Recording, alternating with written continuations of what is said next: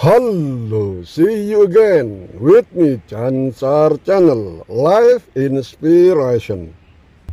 Assalamualaikum warahmatullahi wabarakatuh. Ketemu kembali dengan aku Jansar Channel, channel yang berusaha untuk menginspirasi tentang kehidupan kita agar lebih baik, lebih benar, terarah serta jelas. Now I am at Manly, is a beachside suburb of northern Sydney in the state of New South Wales, Australia. This is Manly suburb on Manly Beach. Ini pinggiran kota Manly dari pantai Manly, kawan. Jadi semua di sini adalah di pinggiran pantai karena penduduknya atau masyarakatnya suka di pinggiran pantai, juga suka mandi di pantai. Inilah kota Sydney yang selalu dikelilingi oleh pantai. Di sini adalah kita sambil mentadaburi alam ciptaan Allah, Tuhan yang menciptakan seluruh alam, seluruh manusia dan makhluknya. Inilah ciptaan Allah, laut, manusia, langit, kelihatan mendung dan sebagainya. Itu adalah atas kuasa dari Tuhan yang Maha Pencipta, yaitu Allah Subhanahu wa Ta'ala. Salah satu penciptaan Allah yang paling sempurna adalah manusia. Manusia ada yang dimuliakan, bahkan terpilih, dipilih oleh Allah untuk menyampaikan amanah atau risalah di muka bumi ini kepada manusia yang lain. Supaya apa? Supaya menjadi terarah, menjadi jelas hidupnya dan selamat hidupnya antara dunia dan akhirat. Ini kawan. Jadi kali ini manusia termulia telah mengakhiri tugasnya. Kekasih Allah sang pencipta alam raya, yaitu Nabi Muhammad Sallallahu Alaihi Wasallam, utusan Allah yang telah tiada, kini tinggal warisannya. Pada suatu hari Rasulullah Sallallahu Alaihi Wasallam memanggil para sahabatnya. Pada saat itu Bilal bin Rabah berada di Masjid Nabawi, lalu memanggil para sahabat-sahabatnya untuk berkumpul di masjid bersama manusia termulia. Semua merasa rindu dengan nabinya. Beberapa waktu tidak berjumpa dengannya untuk mendengarkan nasihat dan tausiahnya. Lalu beliau duduk dengan badan yang lemah di atas mimbar. Wajahnya terlihat pucat bercahaya. Rindu ingin berjumpaan terakhir dengan para sahabat-sahabatnya. Kemudian Rasulullah Sallallahu Alaihi Wasallam bersabda, "Wahai sahabat-sahabatku semuanya, aku utusan Allah ingin bertanya, apakah telah aku sampaikan semua kepadamu? Bahwa sesungguhnya Allah itu adalah satu-satunya Tuhan yang layak disembah." Semua para sahabat menjawabnya dengan serentak, dengan penuh semangat.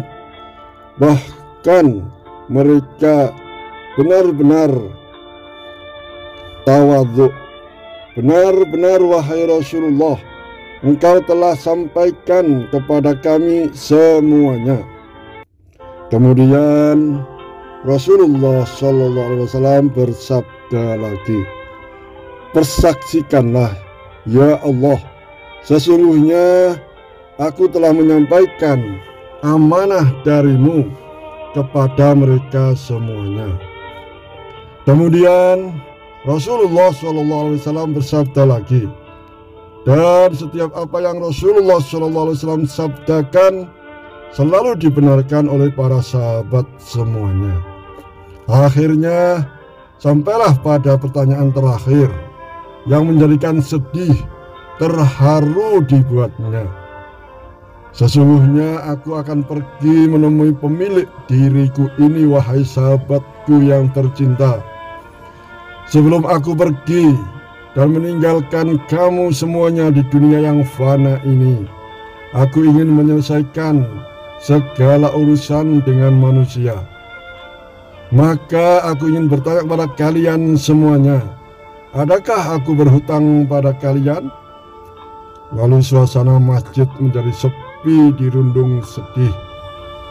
Rasulullah SAW mengulangi 3 kali. Tiba-tiba bangun salah satu sahabat yang bernama Ukasyah, seorang sahabat mantan preman sebelum masuk Islam, dan berkata, "Ya Rasulullah, aku ingin sampaikan masalah ini. Sebenarnya ini dianggap hutang, maka aku minta engkau selesaikan. Sebenarnya bukan hutang, maka selesaikan." Rasul SAW berkata, "Sampaikanlah wahai sahabatku." Ukasyah, maka Ukasyah bercerita, "Aku masih ingat ketika perang Uhud, waktu baginda menunggang kuda, engkau pukulkan cemeti itu ke belakang kuda, tetapi cemeti itu mengenai dadaku ya Rasulullah. Waktu itu aku berdiri di belakang kuda ya Rasulullah." Mendengar itu Rasulullah SAW menjawabnya, "Itu adalah hutang sahabatku. Aku akan membayarnya sekarang. Lakukanlah sesuai yang aku lakukan padamu." Dengan suara yang tinggi, Ukasyah berkata, "Baiklah Rasulullah." Seakan-akan Ukasyah tidak merasa bersalah. Sebagian sahabat berteriak dan marah pada Ukasyah. "Bukannya Rasulullah saat ini dalam keadaan lemah, wahai Ukasyah?" Ukasyah tidak menghiraukan perkataan para sahabat-sahabatnya. Lalu Rasulullah mengambil cemeti di rumah putri kekasih Rasulullah, yaitu Fatimah. Lalu Bilal mengambil cambuk itu dari Fatimah. Kemudian Fatimah bertanya, "Untuk apa Rasulullah meminta cemeti itu, wahai Bilal?" Bilal menjawab dengan nada sedih, "Cambuk ini akan digunakan Ukasyah untuk memukul ayahmu, wahai putri Nabi." Lalu Fatimah menangis terisak-isak, "Atau masih lemah badannya, wahai Bilal? Kalau mau memukul, aku ajalah Bilal sebagai ganti ayahku." Lalu Bilal menjawab, "Ini adalah urusan mereka berdua, wahai putri Nabi." Lalu Bilal memberikan cambuk kepada Ukasyah. Lalu Ukasyah langsung menuju ke arah Rasulullah SAW. Tiba-tiba berdirilah Abu Bakar radhiyallahu anhu menghalangi Ukasyah sambil berkata, "Wahai Ukasyah, kalau kamu tidak membalas-balaslah aku, pukullah aku. Jangan kekasih Allah ini ya Ukasyah." Lalu, "Aku orang pertama yang beriman kepada apa yang telah disampaikan baginda Rasulullah SAW.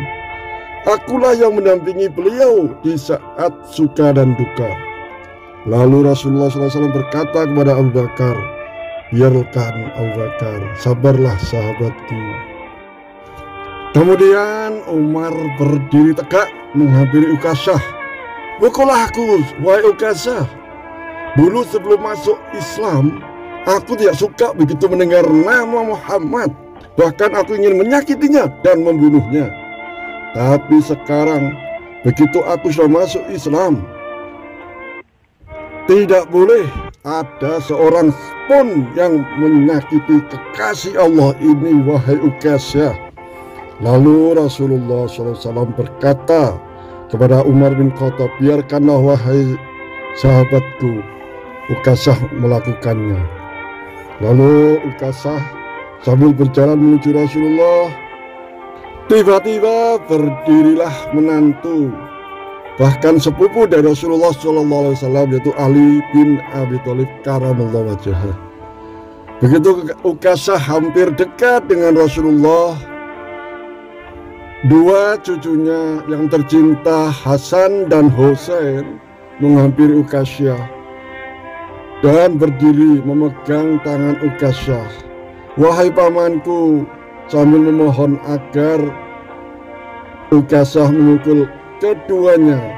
Lalu Rasulullah SAW, kedua cucu kesayangannya, wahai cucuku, biarkanlah Uqasyah untuk membayar hutangnya padaku. Begitu sampai di tangga mimbar, dengan lantang Uqasyah berkata, wahai baginda Nabi, kekasih Allah, bagaimana aku bisa memukulmu kalau engkau di atas mimbar? Kalau engkau mau menyelesaikan hutangmu, silakan turun wahai baginda Rasulullah SAW. Lalu baginda Rasulullah SAW turun, manusia yang berakhlak mulia, turun dari mimbar dan menghampiri Uqasyah. Lalu para sahabat menahan air mata terisak dan menyaksikannya. Begitu Rasulullah sudah di hadapan Uqasyah, lalu Uqasyah berkata lagi, dulu sewaktu baginda memukul aku tidak memakai baju.